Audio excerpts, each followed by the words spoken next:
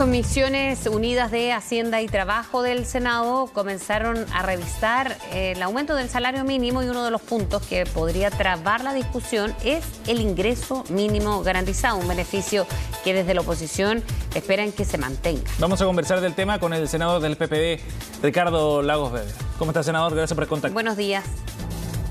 Hola, muy buenos días, ¿cómo están? Gracias por conversar con nosotros. Bueno, senador, cuando el gobierno presenta este proyecto con este aumento de 400.000 pesos a partir de agosto, con un beneficio también para compensar el aumento de las canastas básicas, había bastante consenso en general en el proyecto, pero me gustaría que nos enfocáramos en los puntos que pueden generar algo de tensión.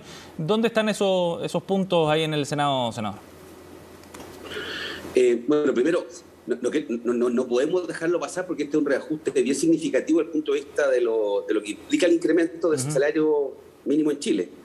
Yo creo que hay pocas veces que haya aumentado de esta manera, que al final sumando los dos tramos, de los 350 a los 380 y ya a los 400, esto es un aumento sobre el 14%, por sobre la inflación, o sea, es un aumento muy significativo. Sí. Dicho eso, y esto se va a aprobar y en lo grueso no va a haber un drama, se va a aprobar el salario mínimo y lo que estamos viendo es cómo mejorarlo, algunos que tienen dudas respecto a cuál es la mejor fórmula para estos efectos, y este salario además mínimo, que tiene un reajuste tan grande, a cualquier observador medianamente informado se dará cuenta que dice es bueno para los trabajadores y trabajadoras que están ganando el mínimo, pero puede ser contraproducente tal vez para empresas más pequeñas que no tengan las espaldas económicas para hacer frente a este pago adicional.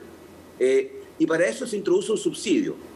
Entonces, cuando me preguntan cuáles son temas que podrían, no digo trabar, pero que requieren un tratamiento más especial, de hecho yo me escapé, comillas, de la Comisión de Hacienda y de Trabajo Unida para hablar con ustedes, pero estamos discutiendo este tema ahora, dice relación con cómo entregar este subsidio, cómo se diseña el subsidio que va a las micro, pequeñas y medianas empresas.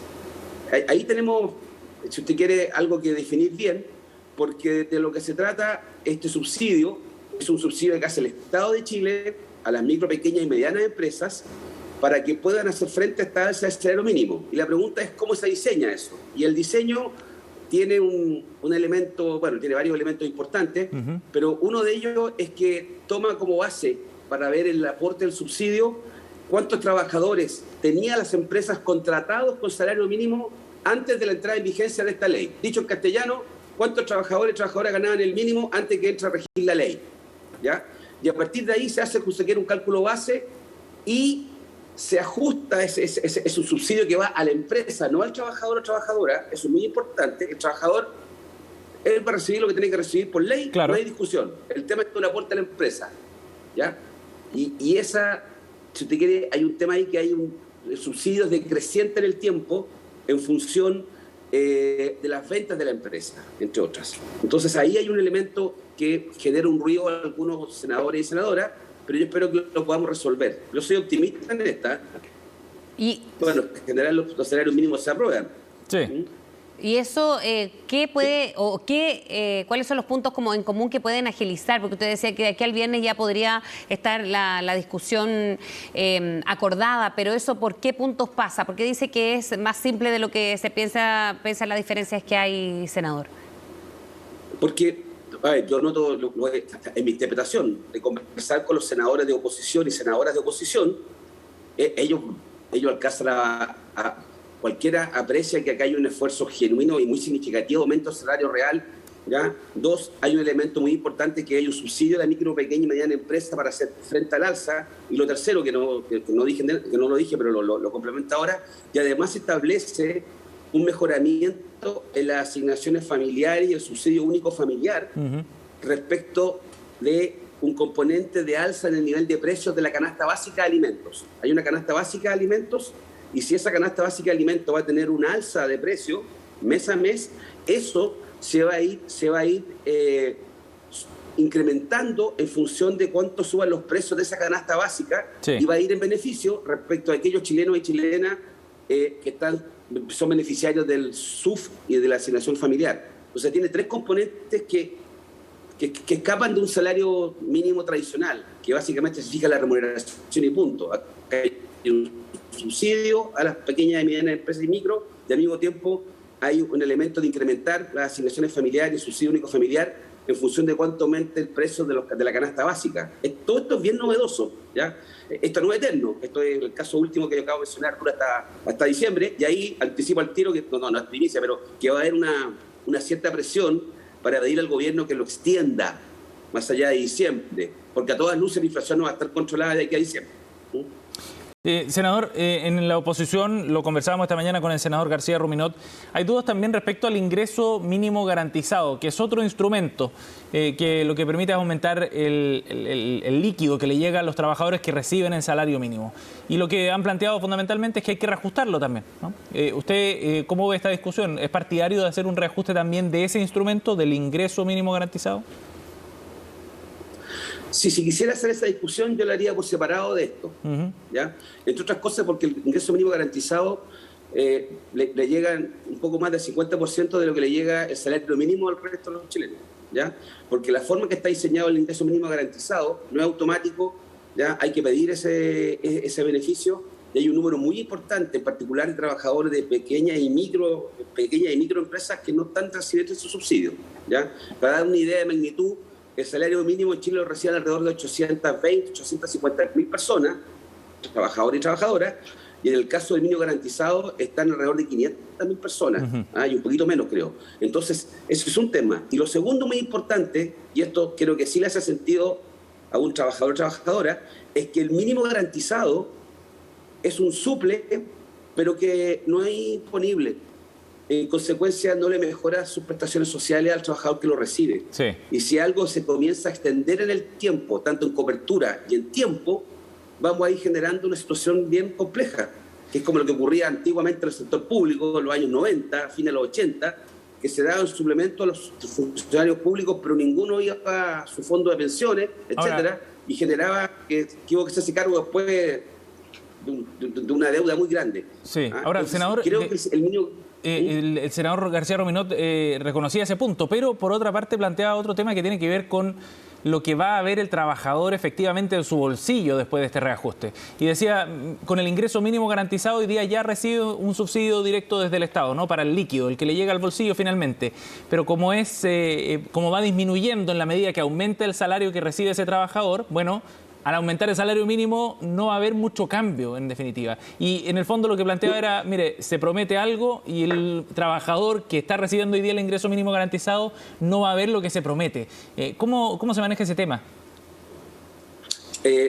A ver, comunicacionalmente le doy 3/4 de punto al senador García, entre otras cosas porque creo que tiene un elemento comunicacional real, y entre otras cosas porque yo mismo fui el que hizo esa observación cuando discutimos el ingreso mínimo garantizado con el exministro Briones de Hacienda, años atrás, que señalábamos que lo que iba a ocurrir era exactamente lo que usted está diciendo, lo que señala el senador García, que si un trabajador estaba dentro de la banda y tenía salario mínimo y estaba por dentro de la banda del ingreso mínimo garantizado, si se aumentaba el salario mínimo dentro de esa misma banda, en su situación particular de dinero para el bolsillo no iba a verse modificada. Claro. ¿Ya?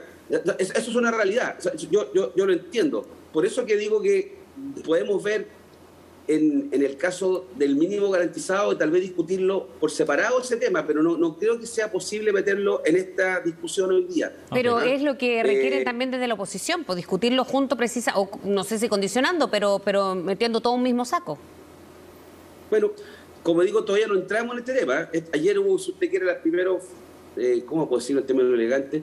Los primeros finteos respecto a cuáles son los temas, y este fue efectivamente un tema que levantó el senador García, senador Coloma, para ser bien justo, ¿ya?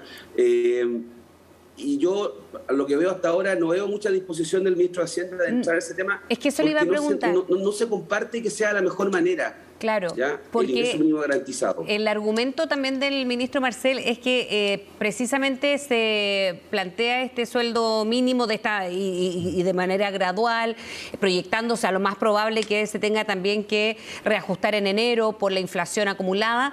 Pero ¿qué pasa entonces con las limitaciones que tiene el ingreso mínimo garantizado, que dice eso no se puede conversar porque no se puede extender más, y por eso le pasamos este sueldo, el salario mínimo, y la discusión está enfocada ahí y lo otro no se puede hacer? Entonces, no sé por dónde van los acuerdos de que salga luego la discusión, senador. me ponen un brete porque no tengo una respuesta definitiva de esa materia, porque estas conversaciones están teniendo lugar ahora. Pero el ingreso mínimo garantizado tiene fecha de término, entre paréntesis, que enero, creo que es diciembre del 2023, ¿ya?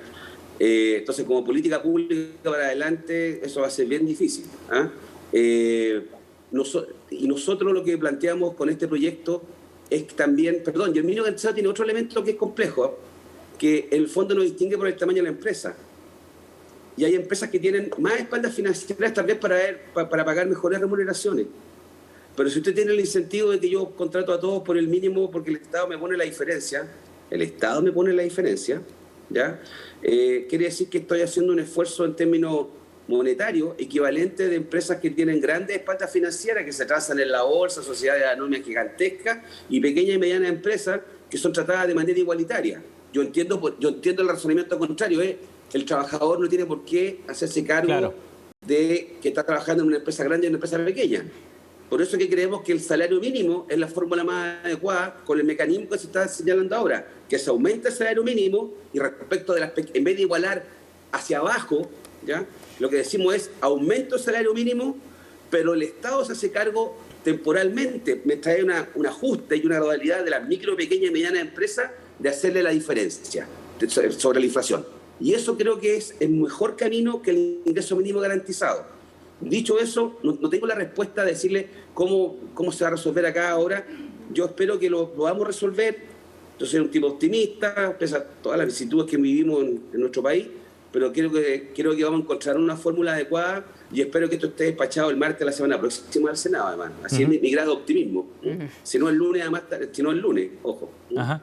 Senador, ¿y usted es partidario de que esto tenga una negociación también con una fórmula plurianual para ir trazando el camino en el fondo hasta la meta que tiene el gobierno de 500.000 pesos? Sí, a mí me atrae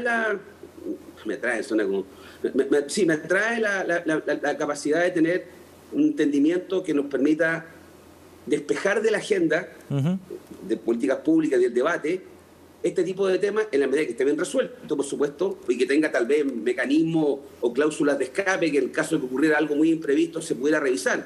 Pero creo que despeja mucho la inquietud, da más certidumbre, ya reduce la inseguridad de decir, mira, en los próximos 2 años esto va a ser lo que va a ocurrir, ¿ya? Así sea gradual. Fíjese que ahora se aumentará de 350 a 380 a partir de mayo, con efecto retroactivo. Después en agosto va a subir a 400.000 y se establece una cláusula, una condición de que en el caso que en diciembre la inflación a 12 meses de diciembre a diciembre sea sobre 7%, se gatilla en enero un aumento a 410.000. Entonces, yo creo que eso es una manera que tiene muchas cosas buenas para los mismos actores económicos, para los trabajadores, y también los voy a decir, uno que ha sido gobierno y ministro, que saca un tema de la agenda y permite concentrar la energía en otro debate, que también son todos duros, difíciles, complejos, y no tener 50 focos abiertos, sobre todo anualmente. Sí. Yo me encantaría que pudiéramos poner un acuerdo para algo más largo, pero parece que en este proyecto, si ustedes quieren, vamos a estar entrevistados nuevamente en abril o mayo del año que viene, porque eso hay que renegociarlo de nuevo, parece.